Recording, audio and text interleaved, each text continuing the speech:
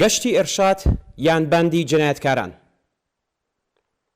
ژینا ئەمینی ناسراو بە مەحسا کچێکی لاوی خەڵکی شاری سەقز بەهۆی ڕەچاونەکردنی حیجابی زۆرم لێ لەلایەن گەشتی ئێرشادەوە لە تاران دەست بەسەر کرا. ژینا کە لە زمانی کوردیدا بە واتای ژیانە بەهۆی ئەو زەربانەی کە بەرمێشکی کەوتبوو چووە کۆماوە و لە ماوەیەکی کەم و لە دوای چەند ڕۆژدا گیانی بەخت کرد. گەشتی ئێرشاد و جۆری هەڵسوکەوتیان لەگەڵ ژنان ئاوێنەیەکی باڵانێنی لە دڕندەیی و بەربەڕیەتی کۆماری ئیسلامیە. باندە تاوانبارەکانی گەشتی ئێرشادی ئیسلامی بریتین لە گروپە لاتولوت و چەقۆکێشەکان. ئەم بەکرێگیراوانی ڕژیم بەبێ هیچ لێپرسینەوە و بەرپرسیارەتیەک یان بە ئۆتۆمۆبیل بەسەر ژناندا دەڕۆن یان سەریان دەدەن بە سەنگفەرشی شەقامەکاندا و دواتریش ڕای دەگەێنن تووشی جەڵتەی دڵ بوون. ژمارەی ئەو ژنە گەنجانەی کە دوای دەست بەسەرکردنیان لەلایەن پۆلیس و گەشتی ئێرشادەوە بەناو تووشی جەڵتەی دڵ بوون ئاگریان لە خۆیان بەرداوە یان خۆیان هەڵواسیوە دەرخەری توندوتیژی و تێرۆری هاوسەر پچڕاوی حکوومەتیە لەسەر شەقام و زیندانەکان. چۆن دەکرێت ئەو ژن و پیاوە گەنجانەی کە لە بواری تەندروستیەوە هیچ کێشەیەکیان نییە و دۆستان و بنەماڵەکانیشیان ڕای دەگەێنن کە هیچ پێشینەیەکی نەخۆشینیان نییە هەرکە لەلایەن لات و چەقۆکێشەکانی حکوومەتیەوە دەست بەسەر دەکرێن تووشی جەڵتەی دڵ بن؟ بۆچی ئاوا خێرا و نەهێنی و بەبێ هیچ پشکنینێکی پزیشکیەوە تەرمی ئەشکەنجەدراویان ئەسپەردەی خاک دەکرێت؟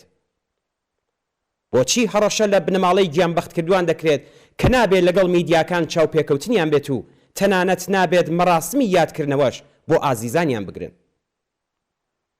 ژنان خاڵی لاوازی ڕژیمی کۆماری ئیسلامین. هەڵاواردنی سیستماتیک، سوکایەتی و گرتن و جەڵتەکانی دوای دەست بەسەرکردنیش نەبووتە هۆی ئەوەی کە خەبات و خۆراگری ژنان تووشی شکەست بێت. بە ملیاردها دولار لە سەروەت و سامانی وڵات خەرجی تەبلیغاتی کۆنەپەرستانە دژ بە ژنان دەکرێت. هەزاران بەکرێگیراوی گەشتی ئێرشاد زیندان و دادوەرەکانی ئیسلامی دەکرێت بۆ ئەوەی ژنان ناچار بکەن بێدەنگ و تەسلیم بن. بەڵام ڕۆژ لە دوای ڕۆژ و ساڵ لە دوای ساڵ خەباتی ژنان دژ بە ڕژیمی ئیسلامی و بۆ وەدی هێنانی یەکسانی نێوان ژن و پیاودا بەرینتر و بەربڵاوتر بووە.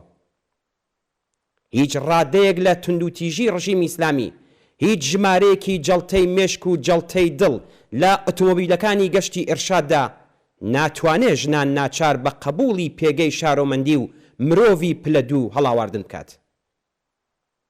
ژنانی لاو، ژنانی کوردستان کە مێژوویەکی دوور و درێژیان لە خەبات دژی کۆماری ئیسلامی و هەڵاواردنی ڕەگەزی هەیە، پێشەنگەکانی خەباتی دادپەروەری و یەکسانی. ژینا گەنجەکان کە لە کوردستان گەورە و پەروەردە بوون، درێژە دەری ڕێبازی هەزاران ژنی پێشمەرگە و چالاکی سیاسین کە لە دژوارترین بارودۆخدا بۆ ئازادی و یەکسانی خەباتیان کردووە و هەندێک جاریش گیانیان لەدەستاوە. ڕژیم و لات و چەقۆکێشەکانی گەشتی ئێرشاد دەبێ وەڵام دەرەوەی کوشتن بەهۆی ئەشکەنجە و توندوتیژی لە ژێر ناوی جەڵتەی دڵدا بن. ئەم ڕادەیە لە بەربەڕیەت و دڕندەیە لە جیهاندا کەموێنەیە. ژنان و پیاوانی ئازادی خواز و یەکسانی خوازی کوردستان و ئێران بە دوای لێکۆڵینەوەی مردنی ژنانی لاوی دەست بەسەرکرا و هۆکاری جەڵتەی دڵی ژیناکانن. هەڵوەشانەوەی دام و دەستگا جەنایەتکارەکانی گەشتی ئێرشاد، ڕاگرتنی ئەشکەنجە و ئازاری ژنان، دادگاییکردن و سزادانی تاوانباران و ئەو کەسانەی کە فەرمانی کوشتنی مەحسا ئەمینیان داوە یەکێکە لە خواستە سەرەکیەکانی خەڵک. ژنان و پیاوانی ئازادی خوازی کوردستان و ئێران بەگشتی تاوانەکانی کۆماری ئیسلامی دژ بە ژنان لەبیر ناکەن و لە دەسەڵاتدارانی ڕژیمی ئیسلامیش خۆش نابن. لە دوا ڕۆژدا بکەرانی ئەم تاوانانە دەبێت لەبەر چاوی خەڵک و لە دادگای گشتیدا لە بەرامبەر 43 ساڵ تاوان دژ بە خەڵکی کوردستان و دژ بە ژنان و هەموو جەماوەری شەریف و ئازادی خوازدا وەڵام دەرەوە بن.